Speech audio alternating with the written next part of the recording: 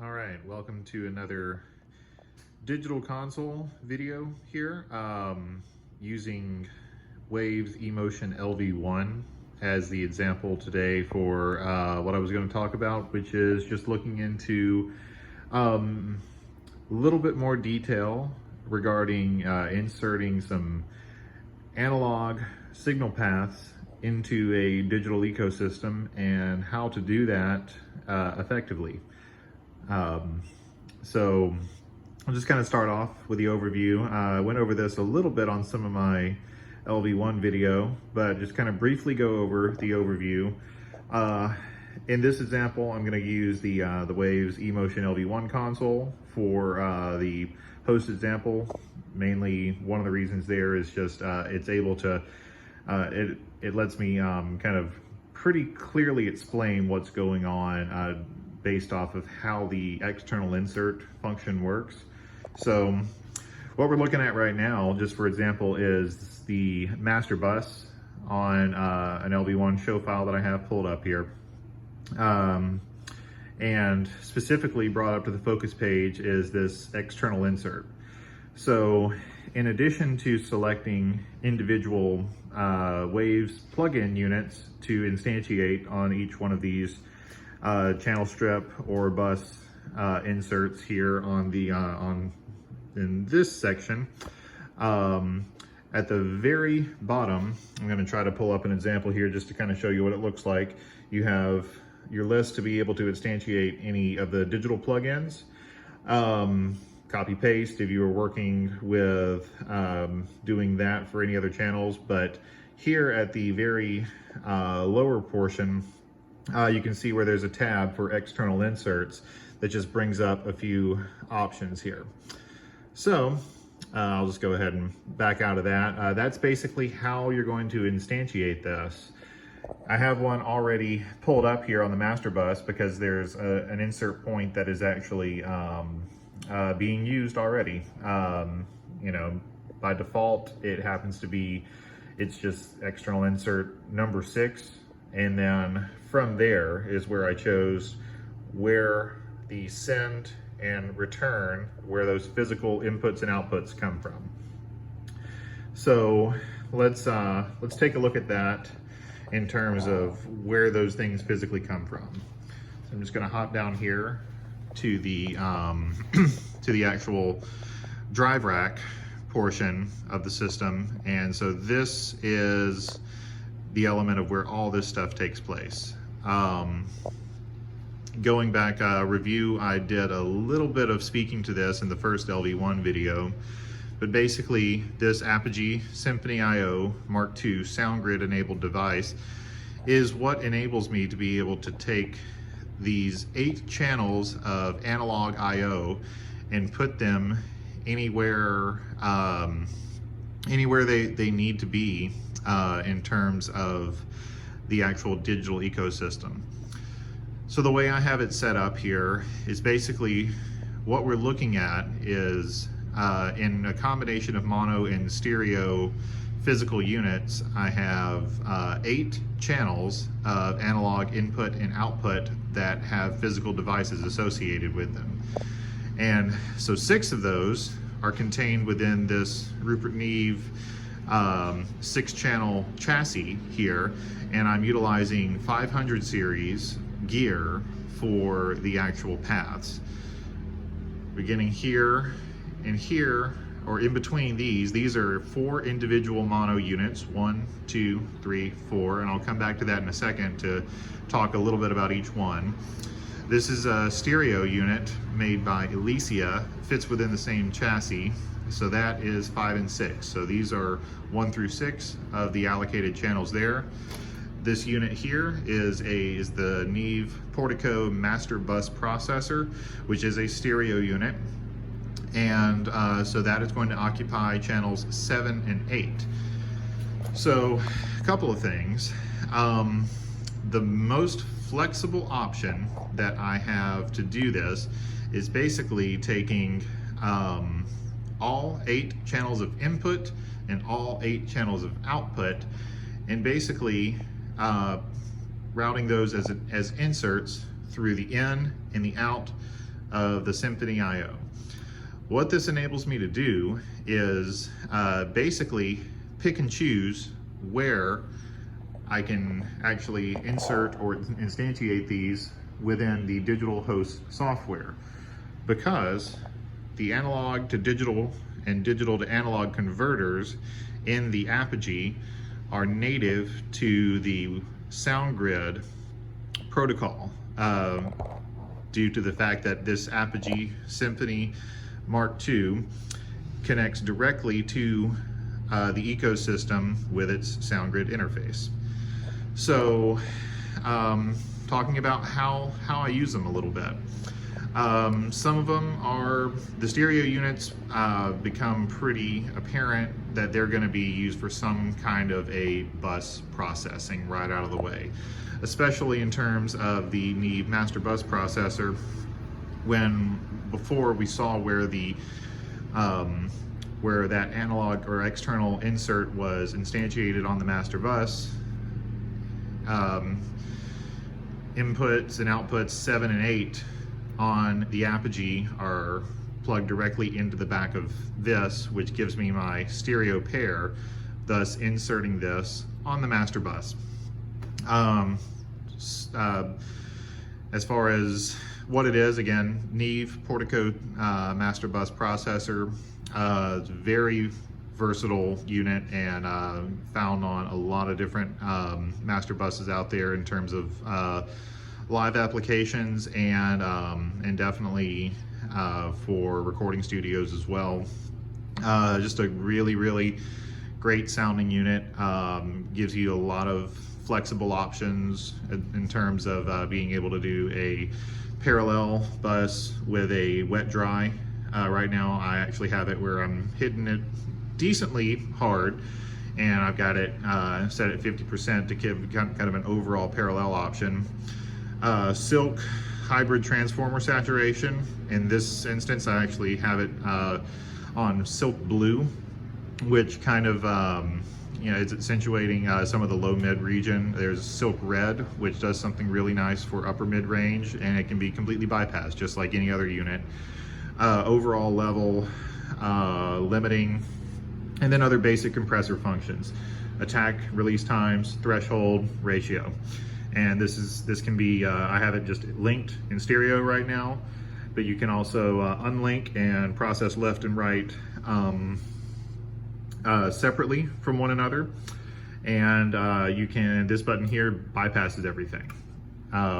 So in addition to the compressor functions on this, you also have this stereo field equalizer, which actually gives you a lot of really unique character options. I won't go into all of them just because it could take quite some time to do, but in terms of depth and width and how those are manipulated within broad frequency spectrum. So all in all, you've got a pretty powerful unit that has a lot of different unique tone shaping options and really kind of gives you some interesting tools to paint the picture. Moving backwards here, so that's the Neve master bus processor. The Alicia unit is called the Character 500, which is basically also pretty broad scope of options there. To put it plainly, we're looking at just some overall tone shaping and some harmonic character that can be added and saturate something. Specifically, I've been using this on guitar bus, like taking multiple, if there's multiple guitar sources or even just a single guitar, busing that into a subgroup on the console and then using this to process that. That is what that's what I'm looking at doing for just overall guitar bus processing. Just seems to have a nice flavor, good options. It can be anywhere from extremely subtle to quite drastic depending on how you set it. A couple of good options there. Moving backwards here, I'm going to speak to the 4 individual mono units. So basically what we're looking at here from left to right is this is called the 545. It is their 500 series version of a unit that Neve has had in production for quite some time called the 5045, a primary source enhancer. So the idea here is that it's really tailored for vocal mics, specifically lead vocal mics that you really need to have a lot of control over and be able to get a lot of gain before feedback. Particularly if you have an instance where someone could be walking in front of the PA, getting into realms like it works. It's an expander type property. The 500 series module has a slightly smaller feature set, but it really does kind of still incorporate the main things you would need to look at for a live instance of this unit. Primarily, the main functions being that you have your threshold as to when it actually engages, and then how much gain reduction, anywhere from no gain reduction to 20 dB of gain reduction that's applied when the unit is not active. Moving along kind of quickly here, the 551, which is the inductor EQ, equalizer, low band, mid band, high band, with the mid with some variable selector frequencies in those, and has the option to shape those a little bit as to what how they can be done. But it's primarily it's just a really good sounding EQ, and you'll notice that I'm using things here to boost, which I'll kind of get back to a little bit in a second. 535 diode bridge compressor. Again, pretty large function overall compressor that can give you lots of tone shaping and character options as to how hard you want to get into it, or light for that matter. Followed by the last one, the 542, which is the tape saturation, which gives individual control of the basically a little bit of additional saturation, and it adds one more layer of this the silk function. In this case, I have silk red engaged. And so what we're looking at here for these 4 units, these are, for all intents, what I'm looking at is a vocal chain. This is the analog component to the vocal chain. Now, I'd said a little while back that I have each one of these channels of inserts, so thinking 1, 2, 3, 4, 5, 6, 7, 8, as individual inserts in here. What that lets me do is be able to take each one of those, specifically as they relate to these mono 500 series units here, and actually put them within and incorporate them within a digital path, but place them in a few different spots. You can see where the units that have external inserts, those are the analog pieces. And they're not necessarily in order from how they're here left to right. You can do that. You could go in and physically chain these things together and experience no latency within that portion, because that's in the analog domain. You could physically go back and chain them together, and that may be a good application. But for this, I really wanted the flexibility and option to add and be able to put these in different points within the signal chain, incorporating them with some of the actual plug-in units that are shown here, specifically the ones you can see right out of the gate. That's this is HEQ, basically just doing high pass, low pass filtering. Nice easy handle on that. Dynamic EQ for some tailoring pieces. And then LA2A, which is the optical compressor type, which I don't have the option for in the analog realm, just being that that's a different type of compressor. So using a few different types of compressors in a chain and being able to incorporate that within each other, not necessarily having to be married to exactly how these things are laid out, and being able to put those kind of anywhere amongst the 8 option slots that are available.